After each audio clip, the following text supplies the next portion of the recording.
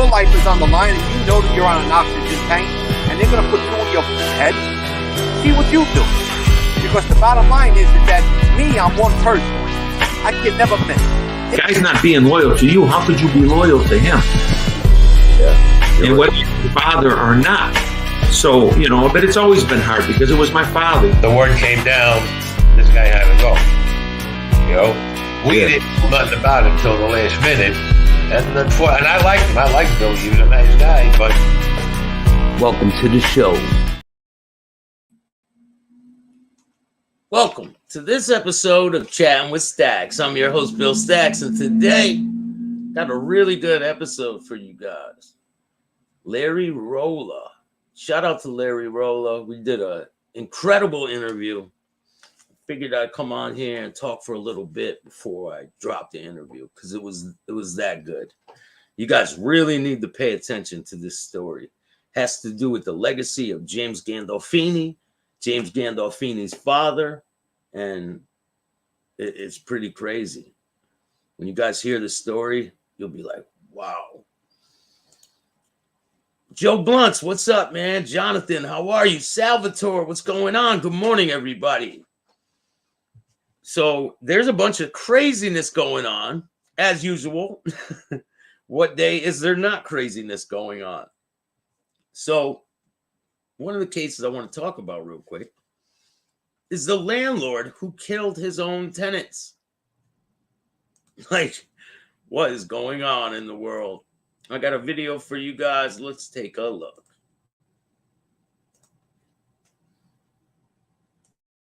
Hi. That's the question tonight in one horrified neighborhood in Queens. Why would a landlord suddenly stab two tenants and his own girlfriend to death and then just calmly turn himself into cops? Eyewitness News reporter Jim Dolan in St. Albans tonight. I got an answer for that question that she just asked. Paulie, what's up, man? So I have the answer for that question. Why would he do that? Why would he stab his tenants and his girlfriend? Why? Probably because he wasn't getting paid from the tenants. He probably figured, I'm going to be homeless. And, you know, your life's over pretty much. I've been in that hopeless situation before, and it's not a good place to be. I'm going to start telling some of my own personal stories on how I got sober and some of the struggles I dealt with along the way. And you guys are going to love those stories. They're pretty crazy. And they don't always put me in a good light at all, but I don't care. I'm gonna speak truth and the facts, and I don't care what people's opinions are. So let's get back to the video. With the search for answers. In St. Albans, the early holiday lights on some homes belie the tragedy that unfolded this morning just down the block, in a home as quiet as the rest of the neighborhood. You would hardly even hear a peep from anybody. And no one heard anything this morning until the owner of this home, 54-year-old David Daniel, calmly walked into the 113th precinct. A 54-year-old male walked into the 113th precinct, stating to uniformed police officers that he was having issues with his tenants. The officer inquired further, and the male stated that he did something bad. Something bad, something horrifying. He told police that he had murdered his girlfriend in an upstairs bedroom, and a man and a woman who were both tenants in the basement, stabbing all three to death. He told police there was a year-long rent dispute with the couple downstairs. Roscoe, what's up? It's really upsetting because you don't want anything like this to happen, especially if it's something like rent. Like, that's something, conversations, you go to court, like, you could do anything. Something like that is just, it hurts to see something like that, for real. Tonight, a lone patrol car stood guard outside the home, protecting the crime scene. Neighbors say Mr. Daniel was quiet and hardworking and took good care of his home like everybody else. Always be quiet around here. There's no, nothing going on. Always be a quiet neighborhood. You can walk any time of the night and you come in from, I don't know. Police say Mr. Daniel, who is from Jamaica, has no criminal background and that police had not been called to his home for any reason. Neighbors say he has two daughters, one of whom recently graduated from St. John's University. Craziness. Roscoe, Jonathan, what's going on, man? So Jonathan says, do you sell vodka? No, man. But listen, I encourage you, go buy it. Go buy it. Go buy their brand. Go check it out. I encourage you to. I think they got it misconstrued on what my I wasn't trying to slander anyone. I don't understand even where they're coming up with that. But anyway, tell me what bothers you the most so I don't do it. Hey, there's cowards out there, and then there's real fucking cowards out there. But it's all good. You got to deal with them regardless. But we take the trash out once a week over here. Fuck them. Straight up. But anyway, let's get to the video. I hope you guys enjoy this one. It's really crazy story. So just pay close attention. And I'll see you after the video is done. Have a great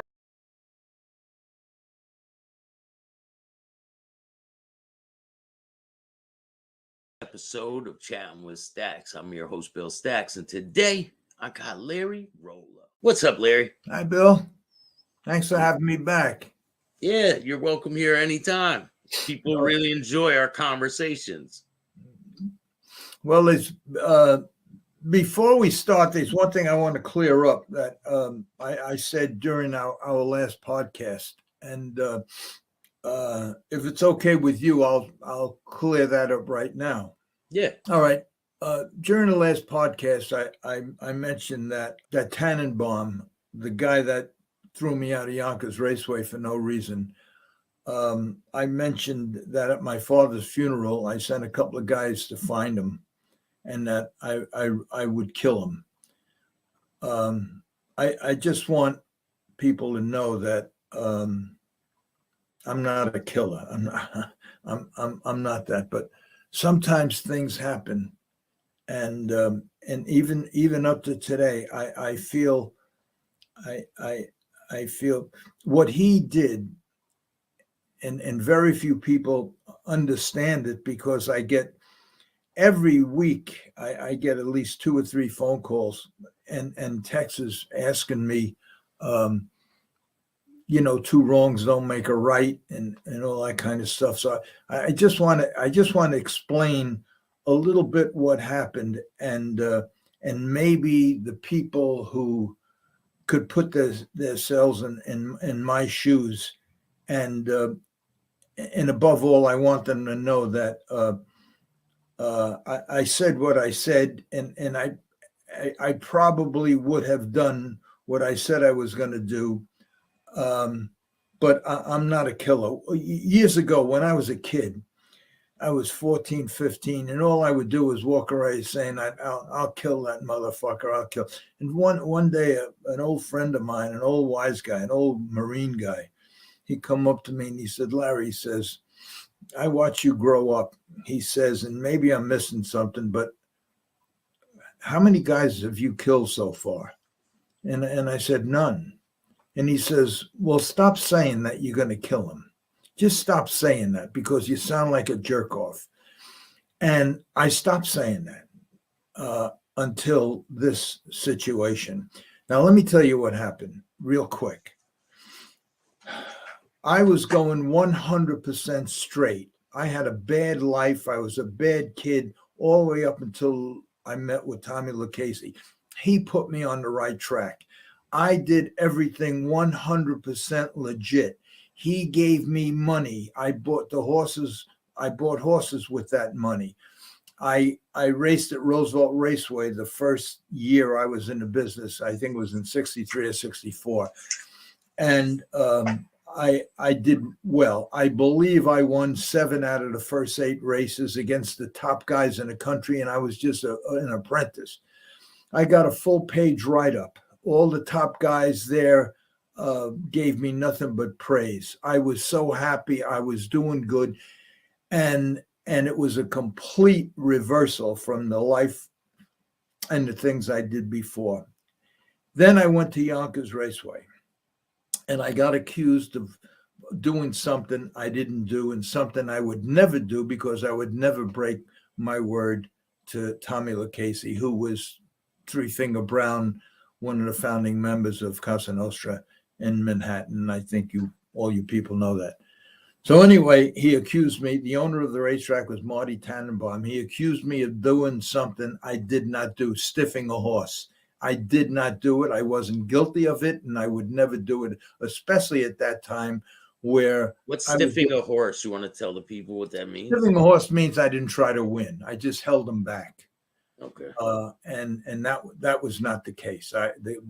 I was locked in. I had no place to go, no room to go. It was just like driving a car around a racetrack. If there's cars surrounding you, you have nowhere to go. And that's what happened. That's what happened to me. Yeah, you get boxed in, kind of. I got right? boxed in, right? Exactly. Yeah. I got boxed in. So he had. I found all of this out later. He found, and everything I'm telling you is documented. And even years later, it was in all the newspapers pertaining what a bad guy he was. He was an extremely wealthy guy. Him and his brothers, with major political connections in the Democratic Party, with all his wheeling and dealing and charges against him of defrauding the public and everything else. Because of his connections, he was still able to keep the racetrack. And he was partners with a big bettor at the track called Morty Finder. And I learned all of this from Morty Finder because more than 10, 15 years later, Morty Finder became a big owner of mine. And we became friends. And then he told me this story, which I had no idea. So anyway, they bet on my horse that night, and naturally I got beat, and he threw me out of the racetrack. Now, when he threw me out of the racetrack, I had nowhere to go. And a series of events happened. What people don't understand is that sometimes people like Tannenbaum say things that cause, it's like cause and effect. They say things, and then everything you say, it has an effect. And this effect caused me to go out of town in all the small racetracks and basically starved to death because the horses that I bought with Tommy Lucchese's money, they were too good to race at these racetracks, so they had no races for them. So all I was doing basically was stabling them there. And what happened, I'll have to make this quick because it's too long of a story. So what happened was I wound up getting myself in a little trouble because of one of Whitey Bulger's guys that came to me and wanted to help me when I got to Lincoln Downs. Because of that situation and relationship, I got myself in a lot of trouble, and I started betting sports. I got it. It became such an addiction that it basically destroyed my life at that point. And I started fixing races. And the money I was winning fixing races, I was losing betting sports. And one day, and during this time, my father, who completely idolized me, my father stayed with me from every, no matter where I was in the country. He would show up after 1 or 2 days a week and bring me his whole pay so I could eat. And that's how my father was. When my mother was trying to put me on the right track and beating me, my father was the one that stepped in just before she killed me. Just before the final blow, right? It was, and that was my father, and he idolized me. When at Roosevelt Raceway, when I was put on that pedestal and doing really good, my father and my mother were the proudest parents in the whole world. That they took a kid that was doomed for nothing but bad, and turned into a real good kid with write-ups, my pictures in the paper, everybody talking good about me. So anyway, let me ask you this, Larry: Did Lucchese find out about this situation? And if he did, what did he say about it? Well, Lucchese, the reason I got stalls at Roosevelt when I first got my license was because I applied for stalls at Roosevelt Raceway, which at the time was the biggest racetrack in the country, that Roosevelt and Yonkers. And all the best drivers and trainers and horses in the world were at them tracks. So when I applied for stalls, they denied me because I was basically an apprentice and they didn't know who I was and stalls were limited.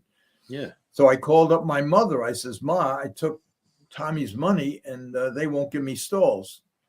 And the bottom line was he made a phone call and I got my stalls. Now, the reason I got the stalls was because the Roosevelt Raceway was owned by Morton Levy. Morton Levy was the attorney for Frank Costello and all the mob guys. So that was not a problem. But when this situation happened in Yonkers, I called up my mother and I says, Ma, they threw me out of a racetrack and I swear I didn't do anything wrong. And she says, well, I can't ask Tommy to help. He's in a hospital with a malignant brain tumor, of which he died from about a year later. So I couldn't bother him, which sent me to all these smaller racetracks. And after 3-4 years of eating pigeons and bran mashes and grass and everything else and losing about 40 pounds, I got to meet Tony Shula, and then I'll pick it up from where. All right, so now I develop a terrible gambling habit because of Shula, but because of Shula, I start fixing races because that's what they did. He was with Whitey Bulger. They controlled all the New England tracks, and this was the first time they had harness racing at Lincoln Downs, and he didn't know anybody, so they came to me because of my Italian last name. So through Tony Schuler, I developed a terrible gambling habit because he was fixing college games, and I just got involved in that whole thing. Make a long story short, by 1971, 72, I guess it was, I lost close to $1 million that I had made fixing races. I lost it all to bookmakers betting sports.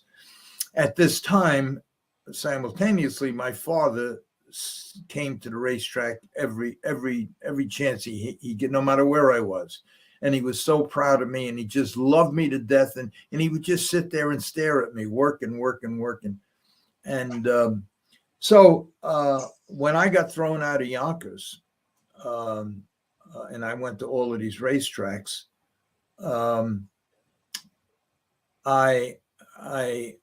Well, I'll jump ahead to 72. The story gets too involved. So now in 72, 73, I'm really jammed up. I lost $1 million that I made fixing races to bookmakers betting sports. And I really got jammed up. And I went to my mother one day and I said, Mom, I'm in a lot of trouble. Can you help me out? Knowing that Tommy Lucchese had bought me mutual funds for me and her years back. And she said, I told her the trouble I was in, and there was a good shot I could probably get killed. And she said to me, I will sell everything I have to get you out of this trouble, but you have to tell your father that he has to go back to work. He can't be following you all around. I'm working 2-3 jobs now. I'm working 2 jobs and doing homework at home. And I need help. So I went to my father, and she did. She sold all the insurance policies. She had life insurance on my father and her, and cashed in all the mutual funds that Tommy Lucchese bought for me and her. But I had to tell my father to go back to work. I did. It broke his heart. I made up a lie saying that the racing commission didn't want and it broke his heart. And instead of going back to work, he was so heartbroken that he sat in the chair, and for 7 days and 7 nights never left. And one morning when my brother found him, he was dead in the chair, and he died of a broken heart. And that, okay, some people say, well, I shouldn't have been gambling and that wouldn't have happened. But if Tannenbaum didn't throw me out, I probably would have been in the Hall of Fame. I would have went straight ahead. I was doing really well. Everybody wanted me to train and drive their horses. And what Tannenbaum, when he threw me out of the racetrack, the effect of that was everything that I went through, and my father dying at the age of 53 of a broken heart. Now, I don't care what anybody says, and a lot of people blaming me, but that's the story. Had Tannenbaum not barred me for absolutely no reason, he became the judge and jury without a hearing, without even calling me in and asking me. He just threw me out, destroyed my whole life, and killed my father. That's how I feel. And on top of it, he wasn't a good guy anyway. He was a bad guy. What he accused me of, that I was innocent of, he did 1,000 times worse. So anyway, I just want to clear that up. I'm not a killer. I'm not a tough guy. I'm not a wise guy. I just did what I did. But for that, and I probably would have killed him. When you first met James Gandolfini, yeah, a lot of people are they love to hear stories about him. Can you tell me about the first time you met him?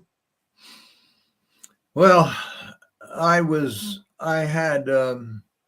had just gotten my license back because I was barred in '84. But anyway, I got my license back years and years later, 20 years later. That was the whole situation with your mom, right? When you got the ticket, because she's like, "Hey, you're gonna bet with that boy?" Yeah.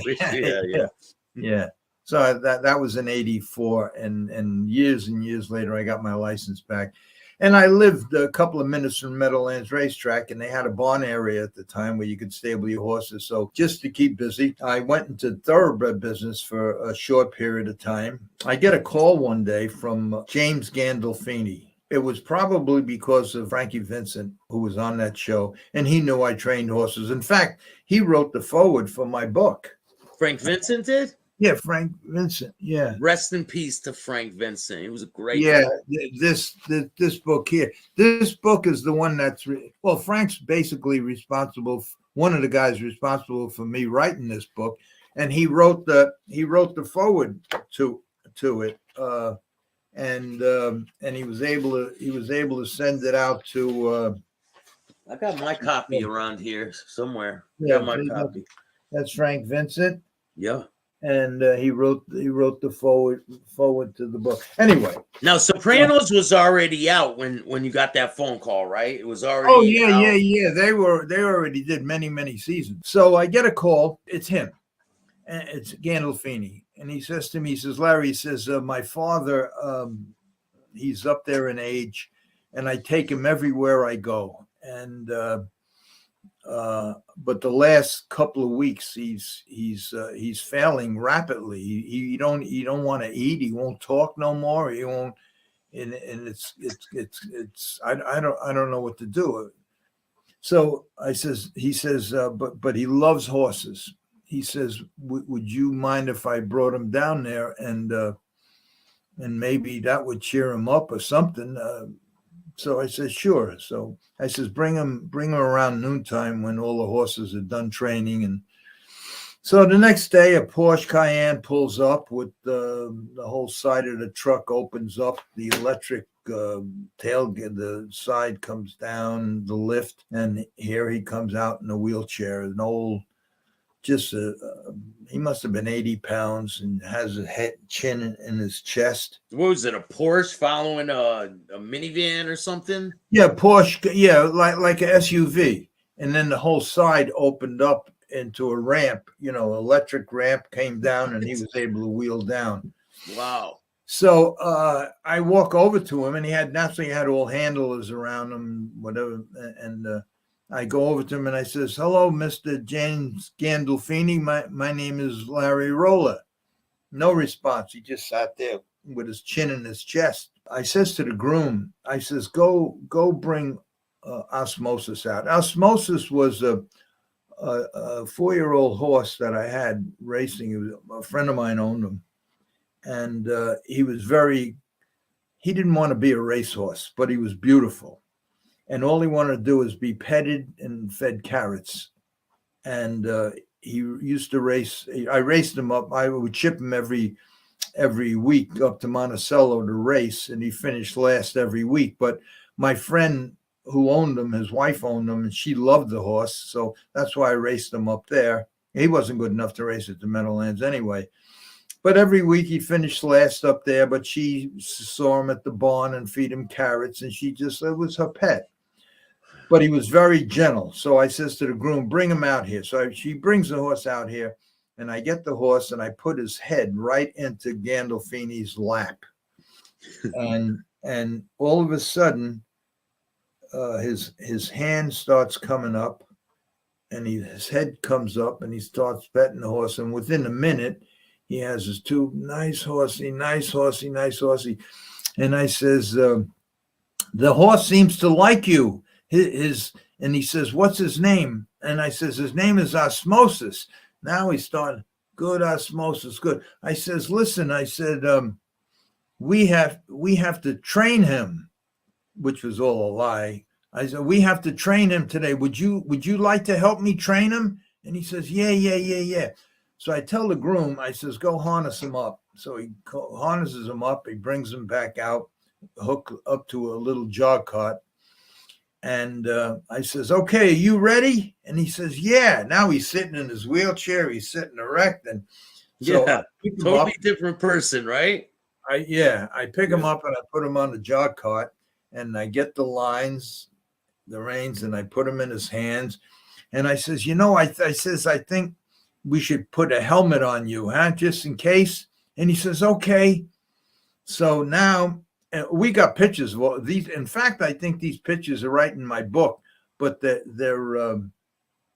should be on my website. But I have a website too. But it's there's a lot of information on there, but none of the pictures. I never had time to put all the pictures. I got 1,000 pictures I want to put up there.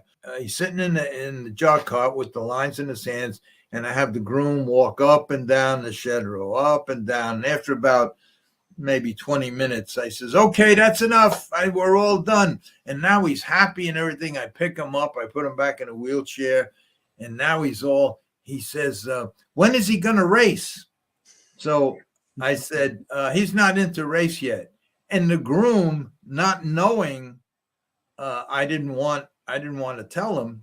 He says, yeah, he's in the race Friday, I think, at Monticello. And I says, no. And the groom says, yes, he is. Here's the program. I didn't want to tell him because I know he would want to go watch the race, and the horse finishes last every week. So the groom keeps pushing him, and then he brings out the program, and sure enough, he's racing. I says, oh, yeah, that's right, he's racing. I says, but you can't watch him race. He says, no, I got to watch him race. I says, no, he's racing in Monticello. That's 100 miles from here. And he says, no, Jimmy, you take me over here to simulcasting. He already knew Meadowlands has simulcasting in Monticello. So I says, oh, God. So I said, this poor guy's going to be heartbroken. This horse finishes last every week. So that Friday, I get in my car and I go up to Monticello. Now, the leading driver at the track, Billy Parker, he's a Hall of Famer. And he used to drive this horse for me because he was a good friend. And I said, look, just take him. He's you don't want to be a racehorse. He finishes. Just don't abuse him. And he did. He just take him around the racetrack, finish last, and that would be it. So I drive up to Monticello, and I get a hold of Billy. And I said, Billy, you ever watch The Sopranos? He says, yeah, that's my favorite show. And I tell him the whole story. I says, so Jimmy's father he thinks he trained this horse, and he's watching this race. So the bottom line is you got to win. And Jimmy says, and Billy Parker says to me, what are you, fucking nuts? How's he gonna how the fuck are we gonna do this? I says, you figure it out. Choreograph the race, do whatever you have to do. This horse has to win. Now I go to the grandstand and I get a hold of the track photographer. And I says to the track photographer who takes the winner's circle pictures, I says, listen, if this horse is in contention from the head of the stretch to the wire, just keep snapping pictures of him. So sure enough, the race goes off. He wins. And I go to the photographer after that, and that's where you know that the winner circle pictures are all computerized because they print in on the pic, you know, whatever they want to print in on the computer. Yeah. And I made him put in on the top of the picture, which I will send you. I'll send you, and I think it's in the book. I'm not sure. I don't remember. A special thanks to James Gandolfini. Without his help, this win wouldn't be possible. It's true, right? And then and then it had all the other information on it, and I had that picture blown up to maybe I don't know, maybe a 20 by 30 thing, and put it in a big frame. It cost me about $500 to have it sealed because they like shrink wrap it so no air can get in there, in a beautiful frame. And I had bet $100 for him on the horse. So I took the ticket and I put it in the frame, and I had the frame wrapped, and I sent it to him. And I went to Florida, and I come back maybe 6 months later. I usually go from November till April, and I get a message saying that Gandolfini wants to see me. So I shoot over there. In the meantime, I found out that he had just recently died, the old man, and around his coffin where he was laid out, they had all the pictures that were taken at that time, all the pictures around. And in the Bada Bing Club, which is a club where I never watched The Sopranos, but they say there's his office in the Bada Bing Club. He had a thoroughbred picture up there. He took that down and put that picture up, and that was it. And so Gandolfini sent for me, and I went to him. I spent the day with him, and we took some pictures together. And he thanked me. He said that his father, he died of natural causes, but he began eating again. He was old, and that whole thing changed his whole life around. And he says that he asked me if it would be all right if he brought his son down. His son was, I think his son was 7 or 8, 9 years old at the time. So I said, sure, as soon as the horses ship back up this way, you'll bring your son. That's like Gandolfini's story. And he wound up dying. He wound up getting married and dying soon after. He had a big weight problem, always losing weight, gaining weight, losing. Yeah.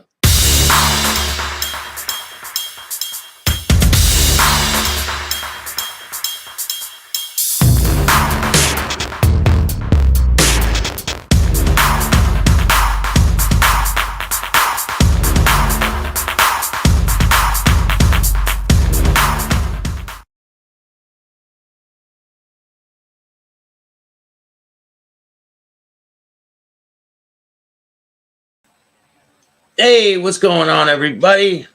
I appreciate you guys taking the time to watch this show. I hope you guys like that one. We got a lot of interviews I'm going to be dropping, tons of content. So just stay tuned, be patient, and I'm going to be dropping videos left and right. Crazy interviews with some people that you probably would be like, holy shit. But they're coming, and no one's going to stop it. You guys are all great. I want to talk about one more case before we leave. So, allegedly, in California, some police officers are in a little bit of trouble. So, they have been working for the cartel, and they got caught. So, I got the information for you guys. Check this shit out.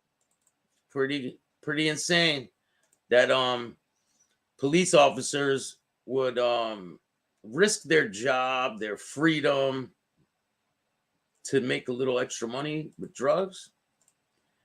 It's crazy, but hey, you fuck around and you're gonna find out. And that's just how it is. And let me see if I could get this video for you guys. Here we go. We have new details tonight on the arrest of two people, one of them an Arvin police sergeant. After search warrants were served last week at 3 homes in Kern County, U.S. Drug Enforcement Administration officials say 2 warrants were served, one seeking the arrest of Francisco Javier Beltran on federal charges of conspiracy to distribute methamphetamine and fentanyl. The second warrant is related to a separate investigation by the Kern County Sheriff's Office, which resulted in the arrest of Arvin Police Sergeant Delia Reyes. According All right, you see this lady? So this woman works for the police department, and they upped her status. You know how you can go from like being just a deputy to a sergeant to a captain and all this, so on and so forth. So she came from another department, I guess, and she was working for the cartel. Fucking crazy. Listen to the details of this. to sheriff's officials, Beltran was taken into custody and found to be in possession of law enforcement equipment and a reported stolen firearm. Investigators say Reyes, an associate of Beltran's, was off duty when she was arrested and placed on paid administrative leave. Arvin Police Chief Alex Gazalpour. So they're still getting paid, even though they got caught working for the cartel. They got caught with firearms from the police department and some other equipment. I think like a bulletproof vest or something like that. And it's great. They still get paid. They're on paid administrative leave. Like, you can't make this up. Says Reyes was booked on charges including drug possession, being under the influence of a drug, and being under the influence of a drug while in possession of a gun. You see, officials hey, let me tell you guys something real quick. If you guys, anyone out there owns firearms, right? If you're a police officer or you own firearms, if you drink alcohol or you do drugs, you cannot be in possession of that firearm. I don't care if it's marijuana, alcohol, any type of drug. If you are under the influence of alcohol or drugs, it is illegal to possess a firearm. A lot of people don't know that. They think, oh, well, weed's legal, so I'll just get a dispensary card or something. No, you won't, because you can't have a dispensary card and a firearms permit at the same time, unless you slip through the cracks. But man, you guys got to know the laws if you're gonna fuck around and find out. Let's check out the rest of this video.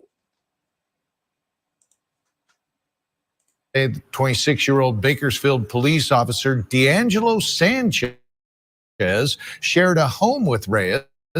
Although not there when the warrant was served, officials say there was evidence Sanchez was in possession of steroids. The sheriff's office says charges are pending. The Bakersfield Police Department confirmed that Sanchez quit the force as deputies searched. Wow, how ironic. They quit the force as they were searching the home. Hey, you know what? I quit. Maybe they were thinking, oh, this can go away before it starts. No, it don't work like that. It says more details released on Monday of the 2 arrests of people. One was an Avrion police sergeant. They're in the arrest warrant. U.S. Drug Enforcement Agencies. So what had happened was the police department isn't the one that was investigating this. It was the DEA. So the DEA came and started searching the houses, and they tied it all in together that they're working for law enforcement. So, I mean, it's crazy. It says they had 2 warrants were served. One seeking the arrest of Francisco Javier Beltran on federal charges of conspiracy to distribute methamphetamines and fentanyl and other related separate to the investigation. As a result, in an arrest of Avion police sergeant. That was that woman I've seen a picture of. Beltran was taken into custody and found to be possession of law enforcement equipment, a reported stolen firearm. Now, how did he get that firearm? He didn't just find it, and he's involved with these police officers. According to the sheriff official, who's due in federal court in Fresno on Thursday, which is today, during the course of the investigation, according to the complaint filed against Beltran, investigators seized 5 pounds of meth, 1 kilogram of heroin, 1,400 counterfeit hydrocodone pills containing fentanyl. Reyes, an associate of Beltran, was off duty when she was arrested and put on paid administrative leave. Officials said she was booked on suspicion of the offense, including drug possession, being under the influence of drugs and alcohol while possession of a firearm. So they're not having a good day, and I believe they're seeing the judge right now. But hey, you want to play the game, you got to run it to the end. But if you guys like this content, hit the like button, subscribe, hit the notification bell. And there's tons of content on the way. If you guys haven't seen the Dan Black interview, it's up now. Part 1 is up now. It's a 6-part series, so it gets really intricate. He tells on how he, some of his techniques on coaching Nick and Nate Diaz. I'm a huge fan of UFC and MMA, and it's going to get better. And I did a great interview yesterday. Shout out to the King of Connecticut. Really, really great interview. And that one will be dropping soon too. So check out this clip, and I'll see you guys later.